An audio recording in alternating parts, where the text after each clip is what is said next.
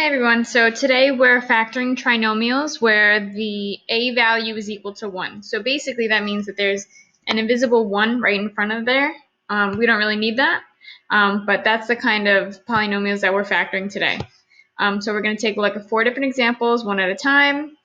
They're all different, so I want to show you explicitly how they're different and how the answers are different. So whenever we're factoring these kinds of polynomials, we want to find a number that adds to the number in the middle and then multiplies to the number on the end. So two numbers that at the same time, when you add them together, you get 10, and when you multiply them, you get 9. So if you need help with this, you can always set up a little table on the side and list numbers that when you multiply them, you get 9. So for example, 3 times 3 is equal to 9. But 3 plus 3 is equal to 6. And we want it to be 9, and then we want them to add up to 10. So this is not a combination that we want. I'm going to cross that out. The other set of numbers that multiply to 9 are 1 times 9. So that works there. And then 1 plus 9 is equal to 10. So that's the combination that we're looking for. They multiply to 9, they add to 10. So now you're going to create 2 sets of parentheses. And you have your x and x. And then we have a positive 9 and a positive 1. So you could put plus 1 plus 9. Or you can write x plus 9 or x plus 1. Either way, it doesn't matter. Multiplication is commutative, so it's okay if we move those different binomials around. But that's our answer. It's the same answer. If you wanted to check this, you could do the box method and see what you end up getting after you distribute twice, and you'd end up getting x squared plus 10x plus 9. All right, let's take a look at example number 2. It's a little different. So we have x squared minus 10x plus 24. So the same thing. Two numbers that when we add them, we get a negative 10. And when we multiply them, we get a positive 24. So we're going to create our table. Two numbers that when we multiply them, we get 24. So for me, the first combination I think of is 2 and 12, right? So 2 times 12 gives me 24.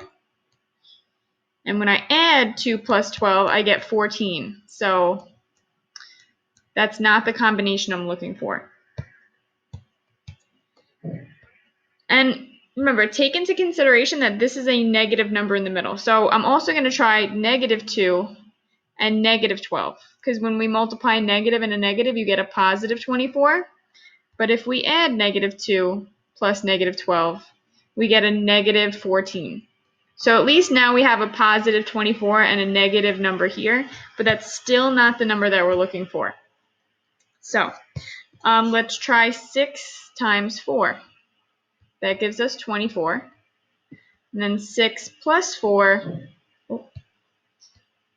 gives us a positive 10. So we're super close. We have our 24, which is what we want, but we need this to be a negative 10. So what we could do is just make both of these numbers negative. That's still going to give us a positive 4. And then a negative plus a negative is going to give us a negative 10. So that's what we need here. So if this number is positive and this number is negative, that means both numbers have to be negative. Keep that in mind when you do your examples. So we're going to create our set of parentheses. We have an x and an x. And then these are both negative, so it's going to be minus 6, minus 4. If you want to write it the other way around, doesn't matter. X minus 4, x minus 6. Either combination will work. Okay, so that was example number 2.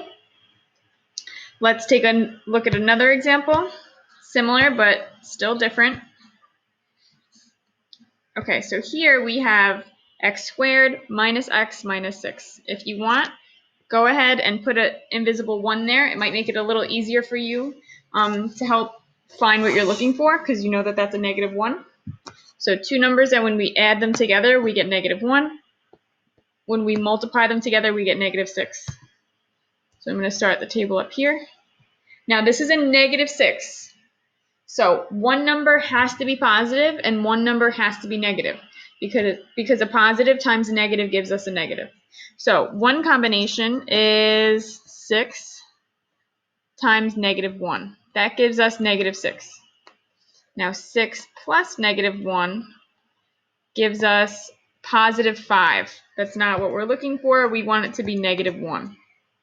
Now we can try that combination again, but instead I'm going to make it a negative 6 and a positive 1. That'll still give us a negative 6 there, which is what we want. And then negative 6 plus 1 gives us a negative 5, though, which is not what we want. So that's not the combination that we're looking for. The other set of numbers is 3 and 2. So I'm going to make the 3 positive and the 2 negative. That's going to give us a negative 6, which is what we're looking for. Let me just move this right here.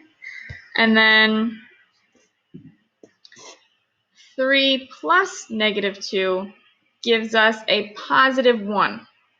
Now that's really close to what we're looking for, but we want a negative 1. So this is not the combination that we want.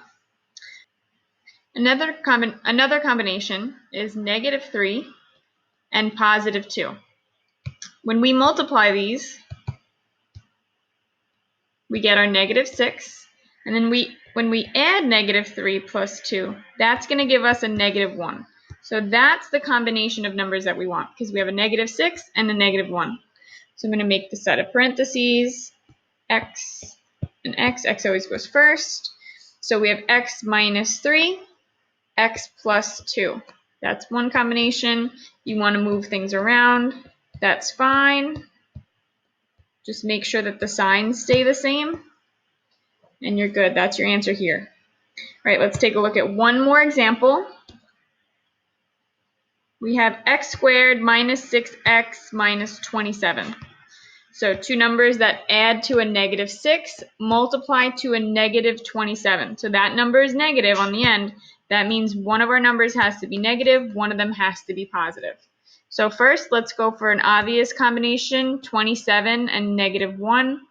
When we multiply those, we get negative 27, which is what we want. And then 27 plus negative 1, when we add those together, we get a positive 26, which is not what we want. So this is not the combination of numbers we're looking for. Another set of numbers, let's try positive 9 and a negative 3. That gives us negative 27, which is what we're looking for.